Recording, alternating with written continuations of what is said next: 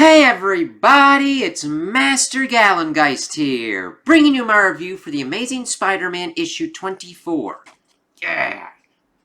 This is a pretty cool cover, and it actually happens in the comic book. I know it's always weird that I kind of point that out, but a lot of covers do some weird stuff where it's like, this is going to be what you're going to be looking at and reading about, and it has nothing to do with whatsoever. I mean, granted, they're usually cool covers, but this is cool, showing Peter and Norman working together on some kind of suit, and we get the understanding of what that suit is, and the understanding of why everybody's pretty much pissed off at him. I understood his urgent, and I still understand his urgency for getting to and helping Mary Jane. However, the way we see this goes down is we get the Fantastic Four in here. We see that Ben's pretty much in the Baxter building, and it's like well past midnight, and he's like, Alicia, I'm not getting a snack. I heard a noise coming from the lab, and I'm going to check it out right after I have a quick snack. And the art just really works. I just like how they do the Fantastic Four here. But the thing is, he was pretty much using that as like a cover to get a snack, which was like half a freaking sub sandwich or something. And then he actually does start hearing sounds. He's like, come on, Reed. He's like, I appreciate the cover. If you're going to work late, you got to keep it down. And you could have let us know you were back from Tarnax. Ben, isn't it a little late for snack? And he's like, whoa, wait a minute. What the hell? When did you guys get back? Just now? Then who's making that noise? It's like, And then we see it's Spidey stealing shit from them. It's like, whoa. And I love Ben. What the crud?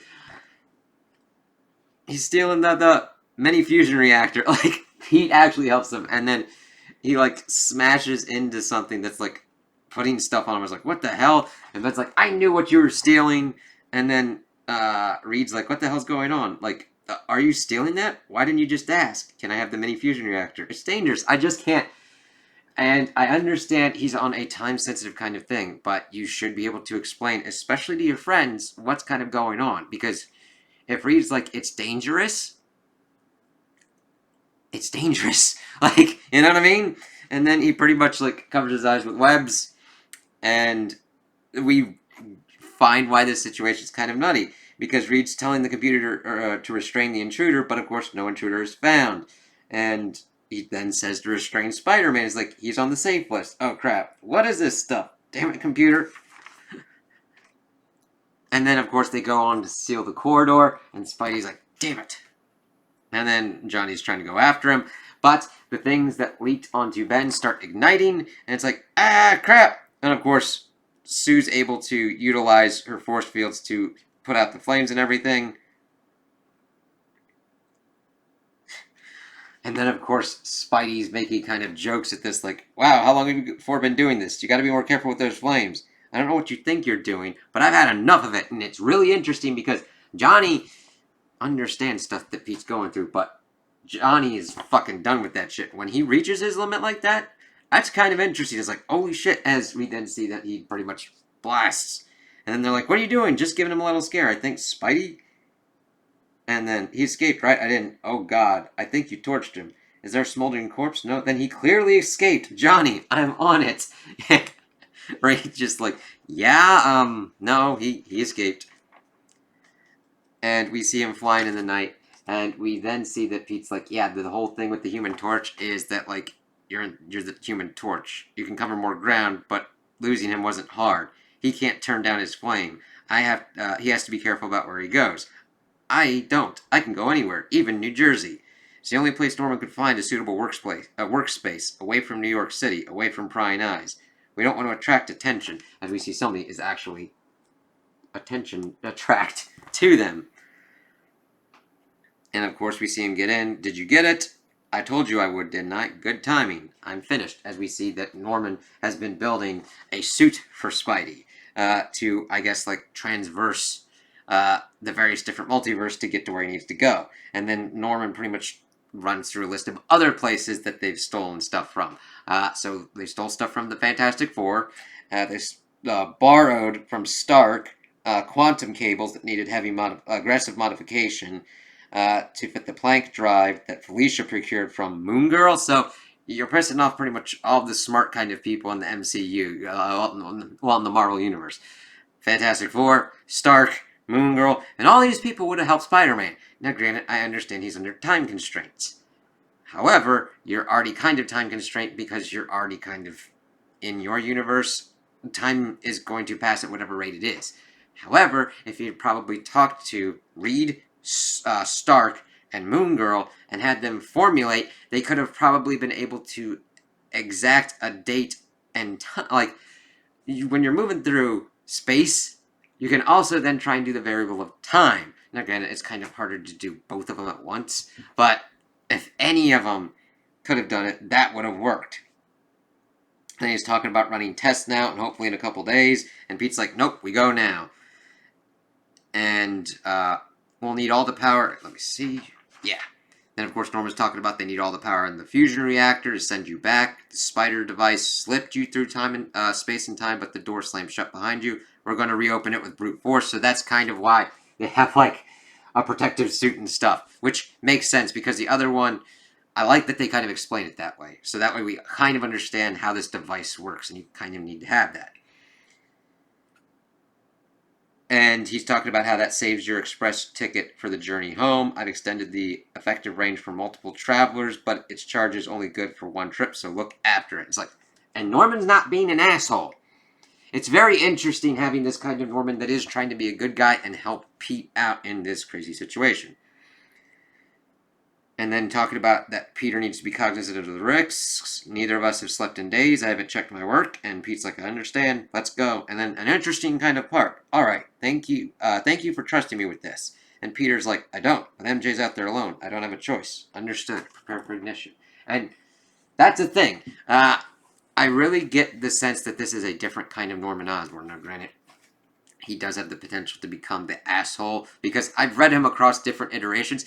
Interestingly enough, never, like, this is the first time that I've actually really stuck with Spidey this long to kind of read and see what's going on. So reading him in a Spidey thing is awesome to kind of see. But granted, I've seen him when he's nuts, like going after Stark and Stark having to delete his brain. With all this stuff with the superhero registration, him acting nutty during the Siege event and everything. It's just cool to see this kind of different aspect and take on him. So then we see that the person watching is like, what are those guys up to? As everything starts going kind of nutty. And he's like, it's shaking itself apart. I have to shut it down. And Pete's like, hit it, Norman. And he's like, damn it. And he does. And then we see the shit go kind of nutty and blast a hole. And it's like, shit. And we see that it's Ms. Marvel being like, is that Norman Osborn? What do you think you're doing in my city? Which I'm interested to see how that kind of hooks up with Kamala Khan working at Osborn's company as an intern. And she's pretty much still trying to look at him and see what's kind of going on. And then we also get a kind of cool little teaser of like, we're getting a Fury thing, which is kind of cool. So, to the main bit, we see that the transversal of this is pretty fucking gnarly.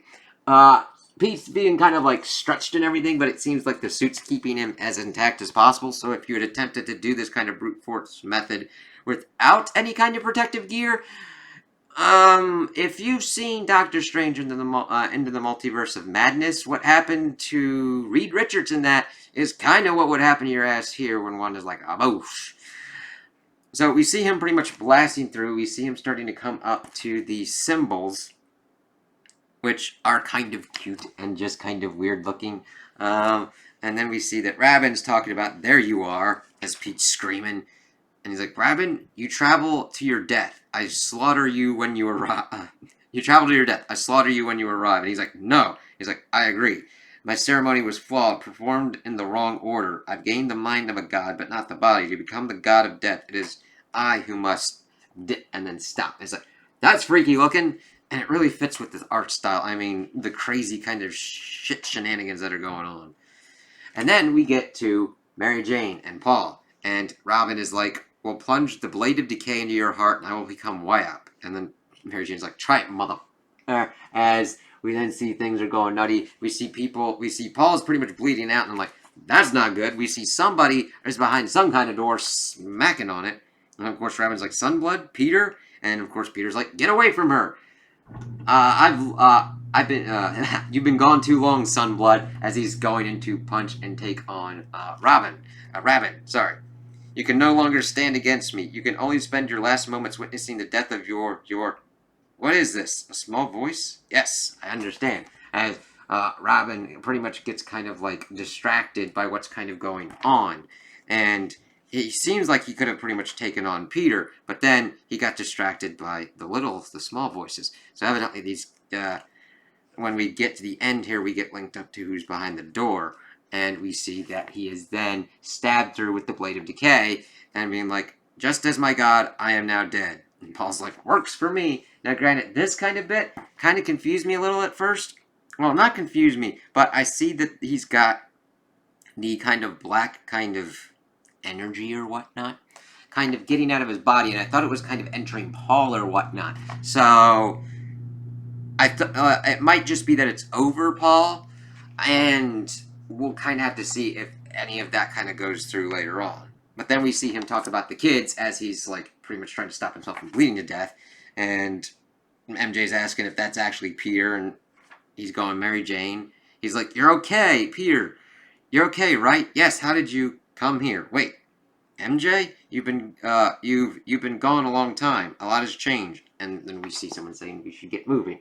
And it's a nice kind of just 6-panel layout that just works pretty well to then get us to here saying that the kids are scared. Who are they? And of course that's where we see that the kids pop in and that they are actually Mary Jane's kids, I guess. Well, granted, she says that they're my family, and I'm guessing that they're pretty much trying to imply that they had the kids themselves.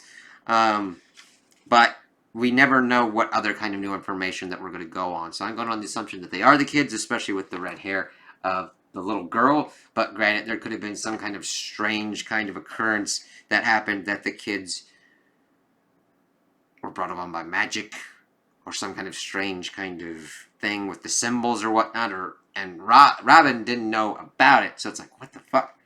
And of course, this is the cliffhanger, and go like, holy shit, they're her family, and that kind of leads us to what we had pretty much been seeing, and we'll have to see how other kind of information we get going forward on the family, if it came about the usual kind of way, or if there's some other kind of events or whatnot, or magics or other kind of ways that were involved. So I really like this because it gave us more information on Ms. Marvel's kind of involvement, why everybody's pissed off at Peter, because he's pretty much been going and stealing all this different kind of tech to get this whole thing done with Norman to get back to Mary Jane. And it's like, dude, you could have just talked with people. I understand being under complete time constraints and making it put you into such a kind of frame of mind, but they'd help you, man.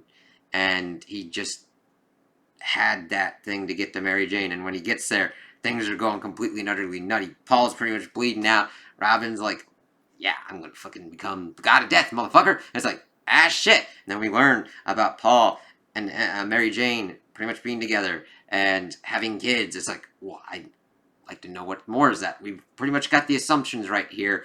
We don't have it completely and utterly spelled out, so I'm looking forward to the next issue to get more information on that and to learn how this kind of occurred, if we're essentially going to go and get what would be a flashback to us, where Mary Jane explains kind of her excursions and what happened in between the time that Pete got back into the Marvel Universe and he came back here to get her. So I really like this. I really think that the art style just worked very well.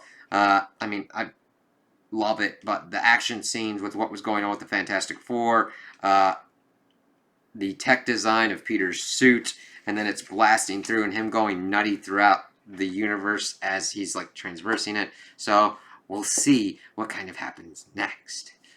So those are my opinions on the issue. Tell me what you guys think in the comments below. If you liked it, if you didn't like it, if you agree with me, if you disagree with me. Also like and subscribe, and I hope you have a good day.